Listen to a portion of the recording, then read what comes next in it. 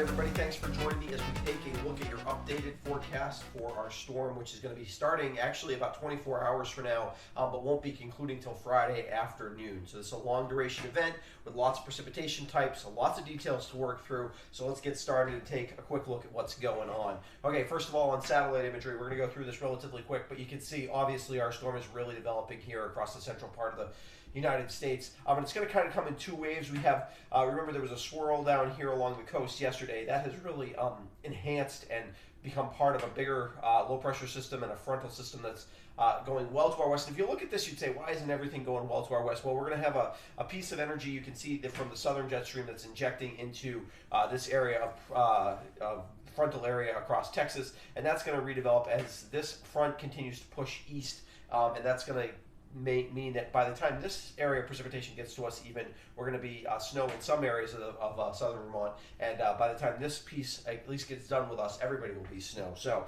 let's see, on radar you can see we got lots of moisture involved already, and this is actually the least moist part of the storm, this first wave of low pressure. Here's the second area of low pressure just getting started. This will eventually have even more moisture associated with it than this section. So almost all of us are looking at a liquid equivalent precipitation of somewhere in the 2-inch range, which is why the snow totals are pretty high, and why for places that see a significant amount of sleet or freezing rain, those totals could be pretty high as well. So let's take a look at basically what's going to happen. So Wednesday night, tonight, there's the front. It sags, and then it doesn't move much on Thursday, right? It does move slowly Thursday afternoon. It's sort of just basically across the northern part of Rutland and Windsor counties. It sinks down into Bennington and Windham County by Thursday overnight, and then finally it starts to clear through as the storm that's riding up along the front really starts to pull offshore. So by Friday morning, I think we're all snow across southern Vermont. The heaviest precipitation happens Thursday night. So that's the problem, right? When the heaviest precipitation is happening, where is it snow? Where is it sleet? Where is it freezing rain? Where is it just plain rain? I think by Thursday night, pretty much frozen precipitation everywhere across southern Vermont of one sort or another. So let's take a look and try to figure out time frame by time frame what that looks like. So for Thursday morning, this is light precipitation. I'm going to get out of the way here and come over to this side. I can talk to you a little bit more. Basically snow, mostly north of southern Vermont, and it's light rain for a lot of us as we get going tomorrow, except for maybe Killington area, and in the northern portions of southern Vermont, if that makes any sense. So essentially, and there could be a real narrow band of mix here, but I think we're either rain or snow to start for the most part tomorrow. Then, as we head to tomorrow afternoon, again, very narrow transition. I think it's either snow or rain, and I think it's mostly snow. Roughly from just south of Rutland across over to like Heartland, anywhere north of a line like that is probably snow. Again, this line could definitely move a little bit either direction, but I think essentially Thursday afternoon we're locked in here. And Thursday morning, there's definitely a chance of some accumulating snow in this section tomorrow during the day. I think most of us in Bennington and Windham counties stay mostly rain. It could be a little bit of rain, could get a third of an inch of rain tomorrow, but I think it'll be liquid, not really frozen for the most part tomorrow. But then it gets interesting and complicated overnight. So overnight, the snow line moves, and this will be progressing further south as we go, where basically all of Rutland and Windsor County end up as snow, except for maybe just the very southern towns.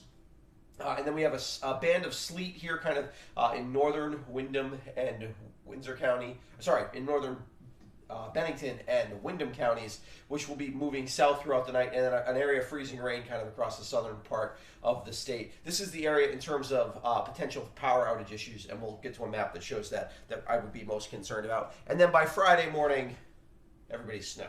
And it will snow for the good part Friday morning, probably all morning, probably linger with some light snow, maybe even into early Friday afternoon. So we will all get some accumulating snow, although significantly more north of, say, about certainly north of Route 11, you get significantly more snow. Okay.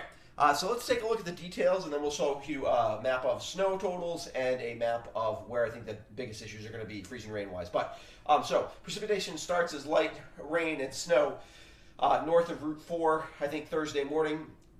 Precipitation picks up in intensity Thursday evening. Rutland and Windsor counties get mostly snow, lots of sleet in northern Bennington and Windham counties. freezing rain threat is greatest in the Route 7 corridor and along the Connecticut River, and precipitation will end for everyone Friday early afternoon. And it's pretty light by late morning even on Friday. In terms of preparations to make for the storm, oops, let me make sure that you can see me here. Sorry about that. For Rutland and Windsor counties, be prepared for significant snow. For southern Bennington and southern Windham counties, be prepared to lose power for 12 to 24. Yesterday I said 24 to 48. I think actually the power threat and the most significant freezing rain threat has moved south of us. I think it's really for the Berkshires that's the biggest problem, although it's not far away. So we should still be prepared, and really anywhere, you should still be prepared to lose power anywhere in Bennington and Windsor County, Bennington and Windham counties. I think you want to be prepared to potentially lose power. Most people aren't going to, I don't think, but it's definitely a possibility. And in some pockets, there could be some towns that get hit kind of hard by this, and so you want to just be prepared to lose power for up to a day or so. So just be prepared for that. I don't think anybody's going to have school on Friday for the most part, and I think in Rutland and Windsor counties, definitely an early release tomorrow is quite likely. If we go to, before we get to that power. Let's go to power outage threat first, and then we'll go to snow. I think for the most part, if you're in the green area, you really don't have a huge potential of a power outage. Medium threat in these areas, you can see as it kind of moves up the valley, so up the Route 7 corridor. If you're up at higher elevation, I don't think you'll have as much of an issue unless you're in far southern Vermont, and even there I don't think it's real high. But the highest threat, I think, are in both down in the Brattleboro and along the Connecticut River in Windham County, and then in Bennington, and then as you head up to Shrewsbury and Arlington, I think those would be the places, maybe even to Manchester, that have a higher threat of potential issues with some freezing rain and power outages. In terms of snow, let's take a look at that. I think you're looking at a solid 10 to 16 inches for most of the northern parts of southern Vermont here. Of course, that includes, I think, Rutland will be in that area. I think certainly Killington will be in that spot. I think even Okemos close to that. And then we've got this band of 6 to 10. This will include a lot of sleet across the very southern portions of Rutland and Windsor County and the very northern portions, particularly of Bennington County. And then 3 to 6 inches, again, lots of sleet involved in this, some freezing rain, and then 2 to 4 in the valley locations in the Bennington area and the Brattleboro area, where I think you get more freezing rain mixing in.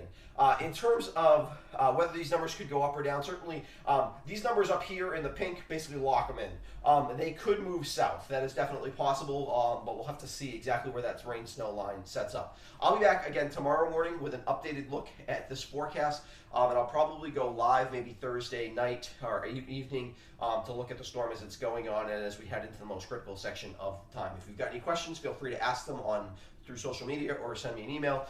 If you haven't subscribed to my YouTube channel before, I would encourage you to do so you don't miss any of these videos. And also, thank you to my new patrons and to all my patrons, and I'm going to give them a quick shout out here. And if you're interested in becoming a patron, there's a link in the description below that shows how you can do that. And patrons are just people who financially support what I do here in order to improve the quality of these forecasts and their frequency and things like that. And I really do appreciate their help.